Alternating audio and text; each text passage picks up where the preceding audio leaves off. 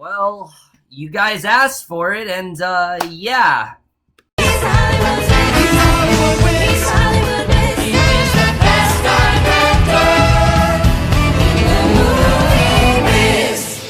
Hey guys, it's Kevin, going to be another movie review for guys, and this movie reviewing is actually not a theatrically released movie. It is in fact a TV movie that I know you guys definitely want to review. I personally didn't want to have to watch it, but I know that you guys were definitely interested, and that is for the latest Disney Channel original movie of a sequel to a movie that I really despise from them, that of course being Descendants 2. The plot of Descendants 2 is basically after the events of the first movie, Mal and all of the formerly evil friends, they're basically trying to get acclimated to the real world. They're trying to be good again, but Mal has a lot of pressure put on her, and basically it becomes a little bit too much for her to the point where she actually wants to escape all the way back to the Isle of the Lost. And when she gets there, she basically retains an old feud with an old friend, and that's really all I'm gonna say. Descendants 2, as you guys can imagine, I was dreading this movie. Like, holy shit, I was dreading this movie. I mean, you guys know I absolutely despise the first Descendants. It's one of my favorite rants I've ever done, honestly, because up to that point, I didn't really see a horrible, like, terrible Disney Channel movie, except for, like, Return to Halloween Town. That had to be the worst one I'd seen in a while. Descendants is just such a poorly made film, and, oh god, I really dislike that movie in basically every way. Just a really bad introduction to the characters in general that could have been a lot better.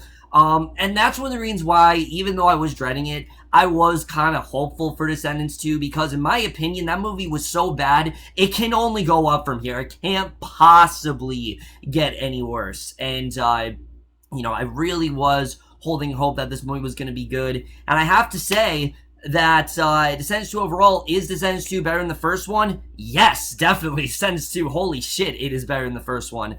But it's still not a good movie. It's really not still a good movie. There are a lot of things that keep this movie from being something truly good. And, you know, for all the things that are good about Descendants 2, whereas there's actually quite a few things that I enjoyed about this movie, there's a lot of stuff that just really keeps it from being something good. But we're just going to get into starting off with the cast. So, as you guys know, in the first Descendants movie, I pretty much disliked everyone except for, like, one performance, that of course being Sofia Carson. That's the only person I liked. And that is something I will give this movie, is that there are actually some legitimately very good performances in this movie. Performances that I definitely really did enjoy. I think a lot of people really did step up their game. Specifically, our lead, Dove Cameron, I thought was great in this movie, honestly. I really didn't like her in the first movie. I thought she was very wooden. I thought she was really badly miscasted and just didn't really fit the role whatsoever. Here, however, I really liked what Mal was going through in this movie. I thought the dilemma in general of her was really compelling. Mal in this movie, you know, she's constantly you know, struggling with trying to be perfect and trying not to mess up and trying to be just not herself, trying to be like this more goody two-shoes version of herself that she's just really not used to, and she's constantly, you know, hearkening back to the days of the Isle and wanting to go back there, and all the pressure that was on her, you know, you really did feel the emotion. You really did feel the pressure that she was going through. And I think Dove Cameron did a really good job with it, I have to say. You know, there's a lot more that she goes through in this movie, and I think overall she did a really great job. And for the things that this movie does do, she really did a really great job. You know, again, I was a little bit hesitant about her, but it's clear that she has in fact stepped up her game from the first movie. I actually really did like her here. I thought overall she definitely did a much better job than she did in the first movie. And that is something that automatically I will give this film, is that Dove Cameron in general is just a hell of a lot better than she was in the first movie. And then in regards to Sofia Carson, like I said in the first movie, she was one of the only good things about it. I mean, she gave a really good performance, and I really did like her character. And here, she's still great as the character of Evie. She doesn't have as much to do in this movie as she did in the first one, but she has some really nice scenes with Mal, and their friendship in particular, I definitely really did enjoy. It really did seem like that these two really care about each other. I definitely really did like what they were going through in this movie, and Evie just has some really fun scenes, and Carson just does a really great job at having fun with her character, and I definitely really did like what she did there. Like I said, I thought her and Mal had some really good chemistry, and I definitely did like what we got out of them here. Then while Dove Cameron and Sofia Carson are good, how are the other two actors? Well, they're serviceable. I will say that they're definitely better than they were in the first movie. But Cameron Boyce, just damn, is he not good? I mean, he really is just not that great of an actor. He tries in this movie, definitely, and they definitely made attempts to make Carlos a better character, but he's just not that great. And then Booboo Stewart isn't bad in this movie. He's just so bland and uninteresting, and again, just Mal and Evie are actually interesting characters. I think those two work really well together, and Carlos and Jay just don't fit as well into this group. However, I will say the chemistry between these four is a lot better here. It felt a lot more believable. It really did feel like they've been through a lot more together, and it just felt like they got a lot closer. And in general, I really did feel the camaraderie between the four of them, and I thought that was something that definitely was a major improvement. I really thought the chemistry was very non-existent in the first movie. Here, I definitely felt it a lot more, and that's something, again, that I will definitely give this film. However, while there were a lot of actors that I do think stepped it up from the first movie, Mitchell Hope is not one of them. This guy he's just not a good actor. He's really not, and I'm sorry that I say that. I mean, maybe he's getting it better over time, but he's just really bad in this movie. And the thing is, it has nothing to do with his chemistry with Dove Cameron. I actually thought they had more believable chemistry in this film. I definitely believed in their romance more here. He just is a really wooden actor. There's so many lines that he says, and pretty much everything he says just falls incredibly flat, and there's so many scenes with him that come across as laughable. I mean, his character is just so bland to begin with, but you have to get an actor that's also so bad, and he just doesn't know how to deliver lines at all. And Mitchell Hope in general, I was really pulling from this one, like, okay, maybe they're gonna sell me to this character of Ben, because I found him so boring in the first movie, and they just didn't. It really didn't work at all. I really was not a fan of his character, and I still find him to be very, very bland, and he is one of the reasons why this movie can't possibly be something good. I think he, in general, really does prevent this movie from being something actually good. He's just really laughable. He's a really bad actor in general. Maybe, like I said, he might get better in other films, but right now, as it stands, he's just not really good at all. He really did not sell me on this role, and in general, I really do not like the character of Ben. I think he's just bland, he's boring, and I just think Mitchell Hope does some really horrible, it just does not do a good job of this character at all, and it's just really unbelievable as his character.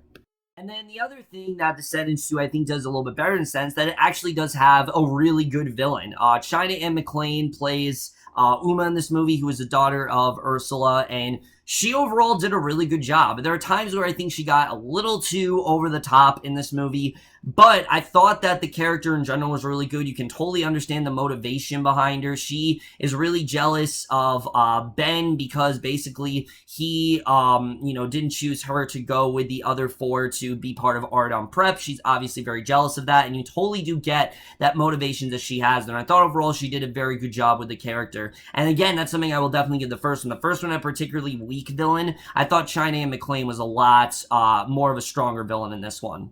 Someone else that I thought was really annoying in this movie, honestly, was the character of Chad. I really didn't like him in the first movie, but he's in this movie a lot more, and every scene he's in was just so unfunny. I really did not like a lot of his scenes here. I just thought that they really did fall flat. There's tons of scenes with him just admiring himself, and I really did dislike it. I thought he definitely was quite annoying at times, and he's trying to come on to Evie, but Evie's with Doug, and I didn't care about that at all. I will say this though, thank God Audrey is not in this movie. There are scenes where Chad's on the phone with Audrey, and he's trying to impress her and things like that, but I am so glad that they yanked her out of this movie. She was one of the worst parts of the first film, and I'm pretty sure the actors recognized it, which I think is the reason why she's not in this movie, which thank God she's not.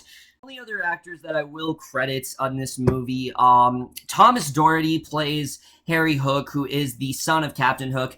Don't know why he was Scottish in this movie when everyone else is American. I don't know why he had a Scottish accent in here, but he was okay. I thought overall he did a good job. He had some funny lines here and there. He was definitely okay. Brenna D'Amico as Jane, they give her actually a lot more to do in this movie, and it works for the most part. I thought she did an okay job, but again, nothing that great. And then Zachary Gibson plays Doug, who is actually him and Evie are in a relationship here. He was okay here as well, not really a ton for him to do. And then the only person I will talk about is there are a couple other characters that I could talk about here and there, like Dylan Playfair. He's okay as the son of Gaston, which doesn't really make a ton of sense to me how he's the son of Gaston, but he is.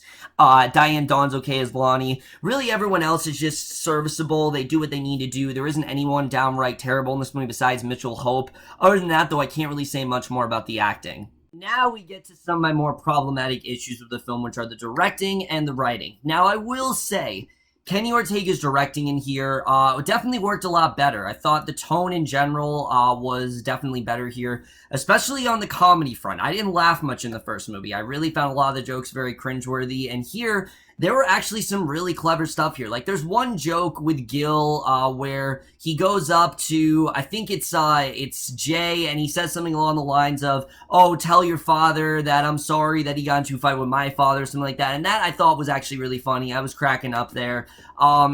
There's some fun nods here and there, and I thought there was definitely, the humor in general just felt a lot more natural to me. It wasn't as cringeworthy. There are some jokes that definitely do fall very flat, but I did think that the jokes that worked really worked quite well, and that was something that I was very impressed with, and again, a huge step up. But the other thing that really worked a lot better was the emotional stuff. I thought the emotional stuff worked really well, particularly stuff between Dove Cameron. Mitchell Hope really, was not executed well, but anything not involving Mitchell Hope that was dramatic, actually I thought worked quite well in this movie, and there's a lot of great emotion poured throughout it, and that was something I definitely was happy about.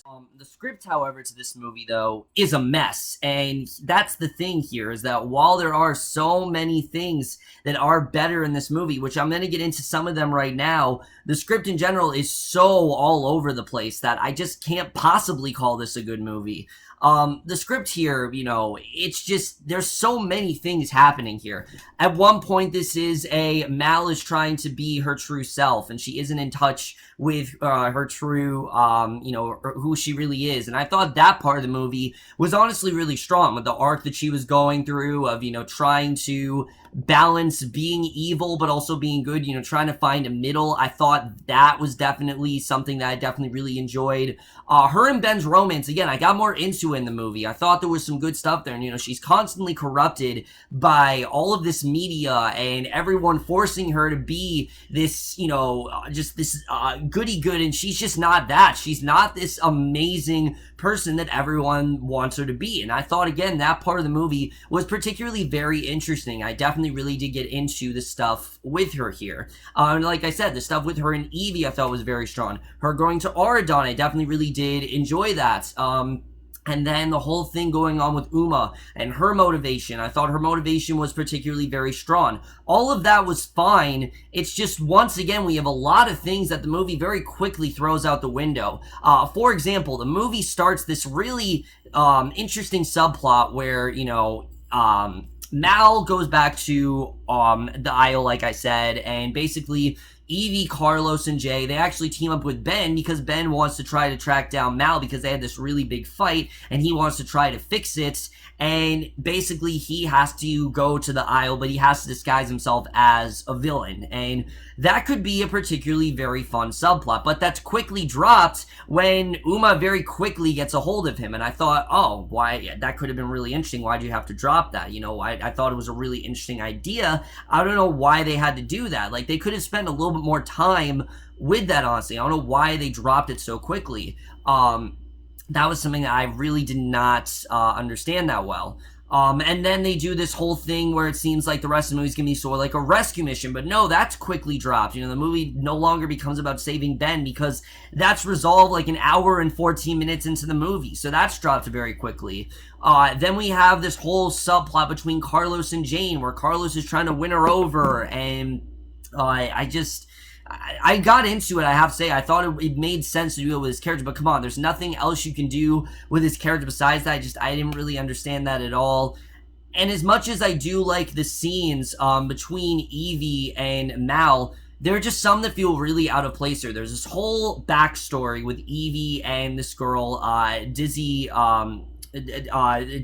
Tremaine, who's supposed to be, Lady Tremaine's granddaughter, and it just felt so out of place here. Like that any time that would come up, it felt so out of place. I don't know why they kept going back to it. I just didn't care about that character. I thought she was so unnecessary, and they did way too much with her. And the characters that should get stuff, like someone like Harry Hook or someone like even Jay, are so underused in this movie, and that was something that I was really, honestly, kind of upset about. I mean, I really wanted to like Harry Hook, but the movie didn't really do anything with him. And Jay, in general, they didn't really do much with him as a character. I mean, they give him, like, a brief thing with Lonnie, but when that starts, it's like an hour and 30 minutes into the movie. Like, I don't care about this plot. Why is this here? It's just so throwaway, and it just seems like they did that because they needed to give Jay something to do, and it just felt so out of place to me. Or what the movie tries to do with Uma, the direction that they take her in. It's an interesting direction, but the movie is just such a clusterfuck. It doesn't know how to balance all these things together, and it's just so messy in that way. And that was something that really did piss me off, because again, I really wanted to like this movie. I really was hoping that I could be a little bit more focused, and for the first 45 or so minutes it is, but then the movie just gets more and more overcomplicated, and that really is the main problem going on here. Cinematography in this movie. Look, in the first one, there were some really bad shots in that one. There were some really horrible things going on there, but that's nothing compared to this movie. The cinematography is honestly even worse here. I don't know how it happened, but the cinematography is way, way worse than it was in the first movie. There's some really unconvincing shots to the point where some of it's laughable, and there's so many times where they go back from Oridon to the Isle, and all of those scenes, they just look so cheap, and it just makes me wish that these were theatrical movies, and that these could have actually been films that were really given a lot more time, because it just looks like the effects, they definitely stepped it up in terms of the costume design and things like that. I think the costume design's fine in this movie. The effects, they just don't know how to deliver, and that was something that, again, just didn't really work, and especially the climax of this movie, it just comes across as really out of place and just really unmemorable because of how bad the effects really are. The one thing I will give this movie, though, is the music. Surprisingly a lot better. I really liked a lot of the songs in this movie, and there's 6 of them, mind you, so I liked 3 of them. I thought 3 of them were pretty bad.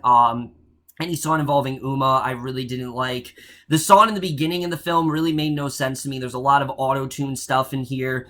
But there are 3 songs that I really did love here. Particularly Chillin' Like a Villain is probably my favorite song in this movie. It's just a lot of fun. It's this fun sort of Michael Jackson-esque song that I definitely really did enjoy, and I actually thought the choreography was really good there. So well done, Descendants. You definitely did step it up from the first movie, and that is something that I will definitely give them credit for. They definitely made attempts to try to make the music more memorable, and that's something I definitely did love. And I listened to Chillin' Like a Villain last night, and I'm still humming it, so that's when you know it really is a good song, and that's something I will give them, that there are 3 really good songs in this movie, and that's something I was definitely very impressed with. And then the editing here, once again, look, I'm glad that this movie is long, but it's not long in the way it should be. You'd think that with it being long, all of these plots, they'd have time to fit all this stuff in here, but no, there are just some scenes that just drag on, and there's so many things in here that are so unnecessary, and I didn't understand why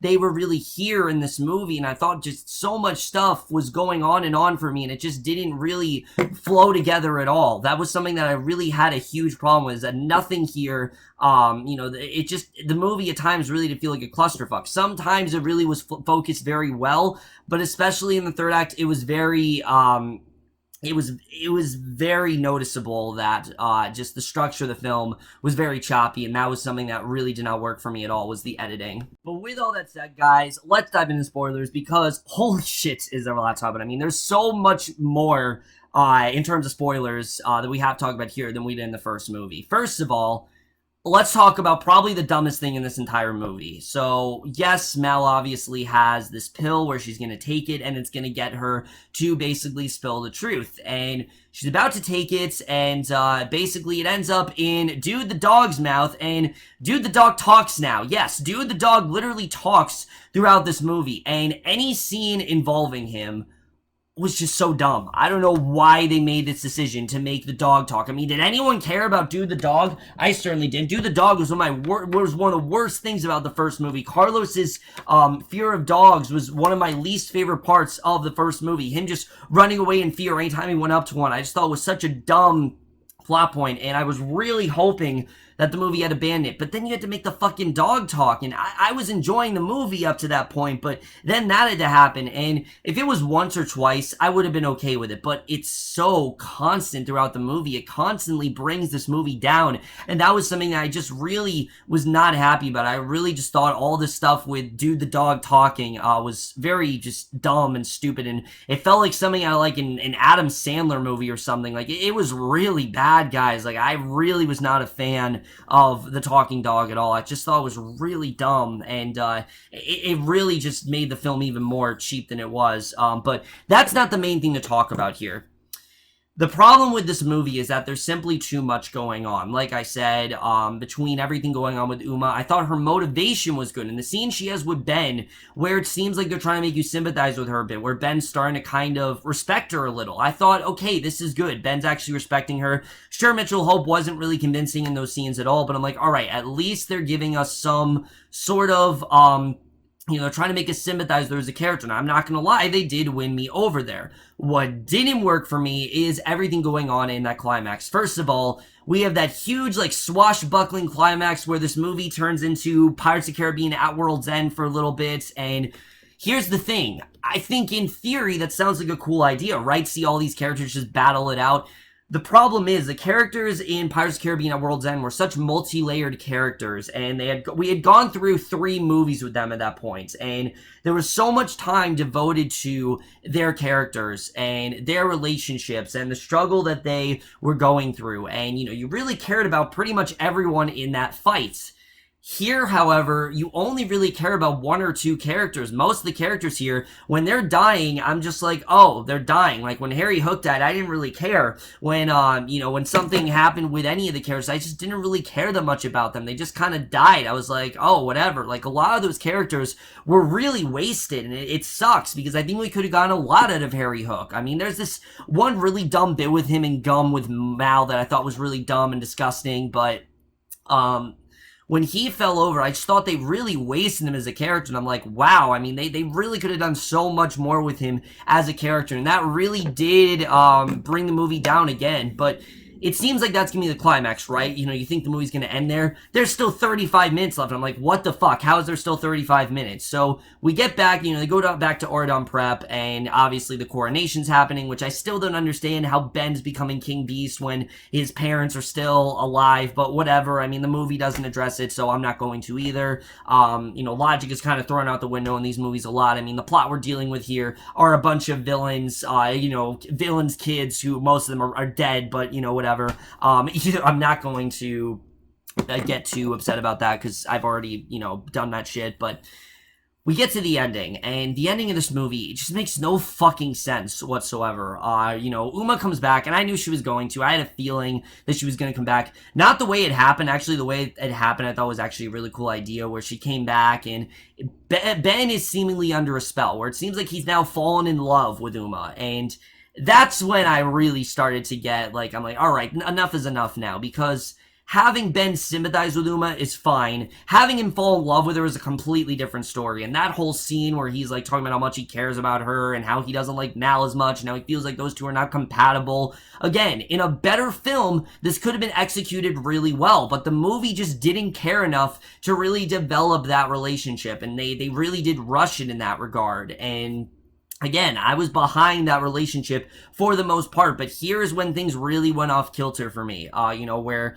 Uma, she got Ben under the spell and everything, which I didn't really understand how that all happened, and she's about to jump into the water. Mal tells her not to do it, that she's better than this, and it looks like she's about to commit suicide, which I'm like, holy shit, this is dark for a Disney movie.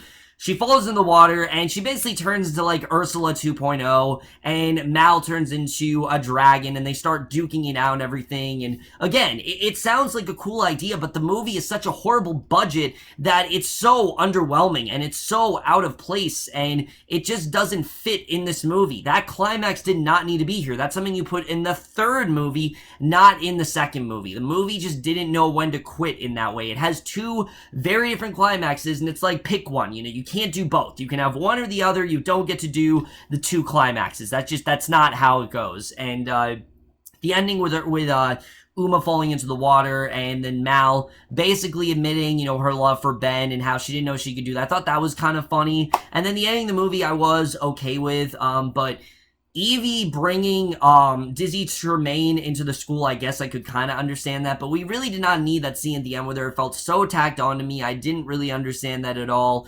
And then the very end, where Uma comes out of the water once again, she's like, oh, you didn't think this was the end, did you? I mean, we all know there's going to be a Descendants 3, and hopefully it'll be theatrical. I really hope that they follow the High School Musical tradition where they do have a theatrical Descendants 3, because I really do feel for a franchise like this, where they do have a lot of action going on, and a lot of it's been very underwhelming so far, you know, I really do hope that they're able to up the stakes in that way. I hope they're able to get a much better budget. They're actually able to have convincing fight scenes, because the fact that the two most important scenes in this movie really falls flat in every way really is the thing that keeps this movie from being something genuinely great. Again, Mitchell Hope is one of them, but that really did bring the movie down for me. I was thinking I was going to give it a positive rating at that time, but after all of that, I'm just like, no, there's no way I could possibly do that. And again, it's just, the movies in general, they're just trying to do too much at once, and there is such a thing as too much of a good thing, and that's what this movie doesn't really understand. There's just too much happening, and it's just such a clusterfuck of a film.